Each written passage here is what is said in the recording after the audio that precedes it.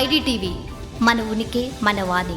Kollywood star hero Tamil Nadu CM Thalapathy Vijay నటించిన తాజా రాజకీయ యాక్షన్ థ్రిల్లర్ జననాయగన్ జూలై 23న ప్రపంచవ్యాప్తంగా భారీ స్థాయి థియేటర్లోకి వచ్చేందుకు సిద్ధమైంది. ఎస్హెచ్ వినోద్ దర్శకత్వంలో కేవీఎన్ ప్రొడక్షన్ పతాకంపై వెంకట్ కె నారాయణ నిర్మించిన ఈ చిత్రంపై అభిమానుల్లో అపారమైన అంచనాలున్నాయి. సెన్సార్ పరమైన పళ్ళు అడ్డంకులను దాటుకుని ఎట్టకేలకు క్లియరెన్స్ సాధించిన ఈ సినిమాను ప్రపంచవ్యాప్తంగా దాదాపు 30కి పైగా దేశాల్లో 8,000కు పైగా థియేటర్లలో ఎంతో ప్రతిష్టాత్మకంగా విడుదల చేస్తున్నారు. అయితే ఈ బిగ్ రిలీజ్ కంటే ఒక్కరోజు ముందే తమిళనాడులో ఒక విచిత్రమైన వివాదం చోటు చేసుకుంది. సేలం జిల్లా అత్తూరులోని ప్రసిద్ధ మారియమ్మన్ ఆలయంలో ఆషాఢ మాసం సందర్భంగా వార్షిక ఉత్సవాలు ఘనంగా జరుగుతున్నాయి. ఈ పవిత్ర వేడుకల సందర్భంగా స్థానిక యువకులు కొందరు ఆలయ ప్రాంగణాన్ని సమీపంలో ఒక భారీ బ్యానర్ను ఏర్పాటు చేశారు. ఆ బ్యానర్లో ముఖ్యమంత్రి విజయ్ను రావణాసురుడి అవతారంలోను, ఆయన కింద హీరోయిన్ త్రిషను అమ్మవారి రూపంలో చిత్రీకరించారు.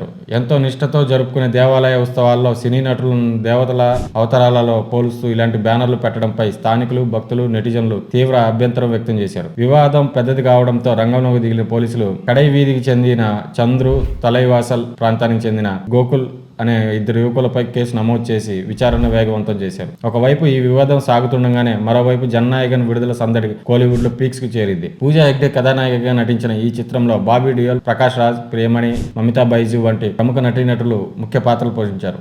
అనిరుద్ రవిచంద్ర అందించిన సంగీతం ఇప్పటికే చార్ట్ బాస్టర్ గా నిలిచింది. విజయ్ కెరీర్లోనే ఇది అత్యంత భారీ budget and wide release movie కావడంతో బాక్సాఫీస్ వద్ద ఎలాంటి రికార్డులు క్రియేట్ చేస్తుందోనని సినీ వర్గాలు ఆసక్తికరంగా ఎదురు చూస్తున్నాయి.